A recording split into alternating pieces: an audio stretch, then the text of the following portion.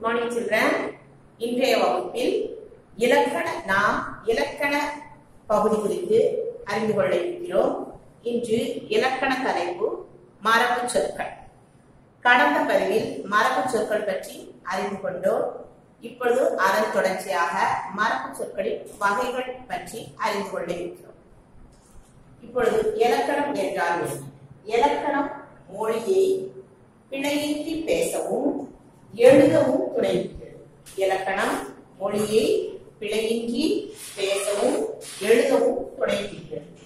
இலக்கணத்தில் ஒன்று மரபு சொற்கள். மரபு சொற்கள் என்றால் நம் முன்னோர்கள் எப்பொருளை எச்சொல்லால் எவ்வாறு வழங்கினார்களோ அப்பொருளை அச்சொல்லால் அவ்வாறே வழங்குவது மரபு சொற்கள் எனப்படும். இது ஏற்கனவே நாம் படித்திருந்தோம். இப்பொழுது மரபு சொற்களின் வகைகள் பற்றி நாம் படிப்போம். மரபு சொற்களின் வகைகள் 5 வகைப்படும். ஒன்று ஒலி மரபு சொற்கள். 2 விலங்குகளின் இளமை பெயர் மரபு சொற்கள். 3 வினை மரபு சொற்கள். 4 இருப்பிட மரபு சொற்கள். 5 தாவரங்களின் உறுப்பு பெயர் மரபு சொற்கள். இருப்பிட மரபு சொற்கள் 3 வகைகளாக பிரிக்கப்பட்டுள்ளது. பூச்சிகளின் இருப்பிட மரபு சொற்கள், பறவைகளின் இருப்பிட மரபு சொற்கள், விலங்குகளின் இருப்பிட மரபு சொற்கள். முதலில் நாம் ஒலி மரபு சொற்கள் பற்றி விரிவாக பார்ப்போம். ஒலி மரபு சொற்கள் என்றால் என்ன? பறவைகள், விலங்குகள் முதலான உயிரினங்கள் எழுப்பும் ஒலிகளை குறிக்கும் சொற்கள் ஒலி மரபு சொற்கள் எனப்படும். ஒலி மரபு சொற்களுக்கு எடுத்துக்காட்டுகளை பார்ப்போம்.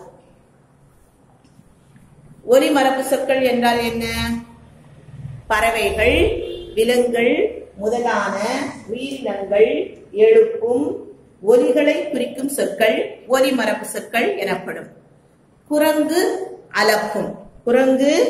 அலப்பும், குயில் கூவும், ஆடு கத்தும், சிங்கம் கர்ச்சிக்கும் என்று கூற வேண்டும் அல்லது முழங்கும் என்று கூறலாம்.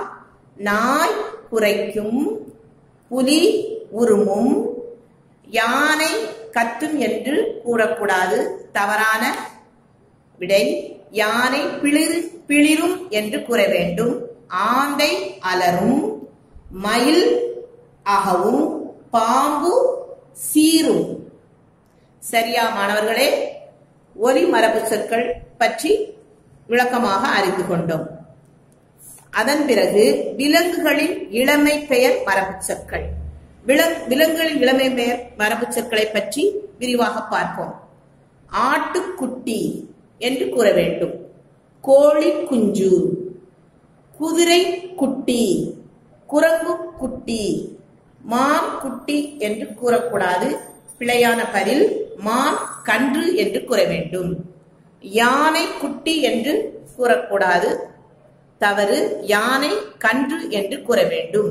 சிங்க குட்டி என்று கூறக்கூடாது, சிங்க குருளை என்று கூற வேண்டும். புலி பரல், கீரி பிள்ளை, அணி பிள்ளை என்றுதான் கூற வேண்டும். அதன் பிறகு வினை மரபு சொற்கள். வினை மரபு சொற்கள் என்றால் குறிப்பிட்ட செயலுக்கு குறிப்பிட்ட சொல்லையே பயன்படுத்த வேண்டும் என்று நம் முன்னோர்கள் சொல்லி இருக்கிறார்கள் அல்லது கூறியிருக்கிறார்கள். இதையே வினை மரபு சொற்கள் என்று அழைக்கிறோம். இப்பொழுது அம்பு எய்தார், அம்பு விட்டார் என்று கூறக்கூடாது, அம்பு எய்தார். ஆடை நெய்தார், பூ பறித்தாள் என்றும் கூறலாம், கொய்தாள் என்றும் கூறலாம். மாத்திரை விழுங்கினான், நீர் குடித்தான் அல்லது பருகினான் என்றும் கூறலாம். சோறு உண்டான் அல்லது சாப்பிட்டான் என்றும் கூறலாம். கூடை முடைந்தார், கூடை பின்னினார் என்று கூறக்கூடாது, தவறான பதில். கூடை முடைந்தார். சுவர் கட்டினார் என்று கூறக்கூடாது, சுவர் எழுப்பினார். முறுக்கு தின்றாள், பால் பருகினாள். இப்பொழுது நாம் உண்டான் என்பதற்கும் தின்றாள் என்பதற்கும் வேறுபாடு இருக்கிறது. இவற்றிற்கு என்னவென்ற வேறுபாடு என்றால், இப்ப பசியை நாம் முழுமையாக அடக்கக்கூடிய பொருள்களை உண்டான் என்று கூற வேண்டும். சிற்றுண்டி அல்லது ஸ்நாக்ஸ் அது சாப்பிடுவோம் இல்லையா, அப்படி இருந்தால் அதை தின்றான் என்று கூற வேண்டும். பொரி தின்றான், மிக்சர் தின்றான், பூந்தி தின்றாள், முறுக்கு தின்றாள், அப்பொழுது தின்றாள் என்று வார்த்தையை பயன்படுத்த வேண்டும். உண்டாள், சாப்பிட்டாள் என்று பயன்படுத்துவது பசியை முழுமையாக அடக்கக்கூடிய பொருட்களை சாப்பிடும் பொழுது உண்டான் அல்லது சாப்பிட்டான் என்று பயன்படுத்த வேண்டும். சரியா மாணவர்களே? தாவரங்களின் உறுப்பு பெயர் மரபு சொற்கள். மா, பலா, வாழை இவற்றின் இலைகளை நாம் இலை என்று பயன்படுத்த வேண்டும். மா இலை, பலா இலை, வாழை இலை என்று கூற வேண்டும். ஈச்சம் ஓலை, தென்னை ஓலை, பனை ஓலை என்று கூற வேண்டும். அதன் பிறகு கம்பு, கேழ்வரகு, சோளம் இவற்றின் இலைகளை தட்டை என்று கூற வேண்டும். கம்பு தட்டை, கேழ்வரகு தட்டை, சோளத்தட்டை என்று கூற வேண்டும். நெல், புல், திணை இவற்றின் இலைகளை தாள் என்று கூற வேண்டும். வைக்கோல் இருக்கு இல்லையா, அவற்றை நெல் தாள், புல் தாள், திணை தாள் என்று கூற வேண்டும்.